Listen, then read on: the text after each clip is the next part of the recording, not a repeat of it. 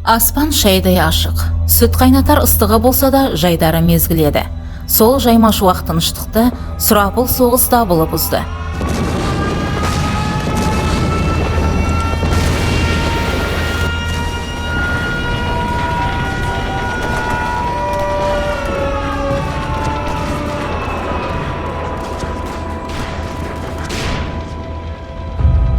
Кең иықты, орта бойлы, көзі күлімдеп жүретін жайдары жігіт еңбекқор Үрмәш отан үшін жаумен шайқасуға бет бұрды. Ол өзінің ғашығы қара көзіне деген албырт сезімін жүрегінде сақтап, қимастықпен небәрі 24 жасында соғысқа аттанды.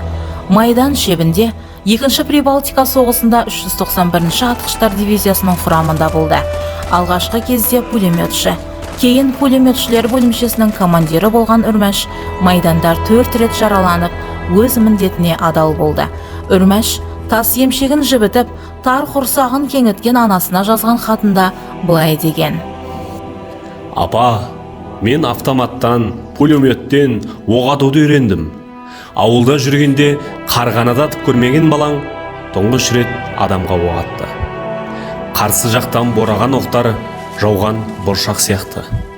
Орысшаға әлі де шорқақпын. Взвод командирі Иванов өте бауырмал адам. Білмейтін жерімді түсіндіріп жібереді. Апа, мені уайымдама.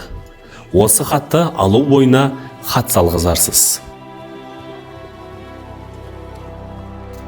Үрмәш Түктібаевтың ерлігі 1944 жылы 20 шілдеде Латвияның Лудза ауданындағы Нирза деревнясы маңында өткен шайқаста ерекше көрінді. Ол жауынгерлік ерліктері үшін Қызыл жұлдыз орденімен марапатталды.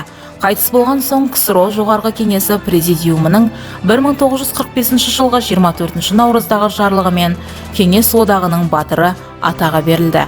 Ол Латвиядағы бауырластар зиратына жерленді.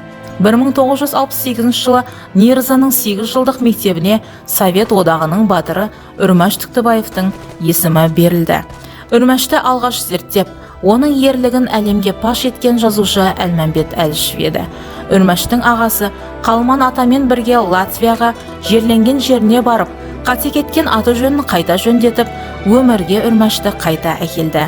Автор өз повесінде адал, ержүрек Үрмәштің қабырғасы қайысқан анасы, достары, ауыл адамдары, сүйген қызы Қаракөздің тағдырын білгіңіз келсе, онда Әлмәмбет Әлішевтің батыр болып тумайды повесін оқуға шақырамын.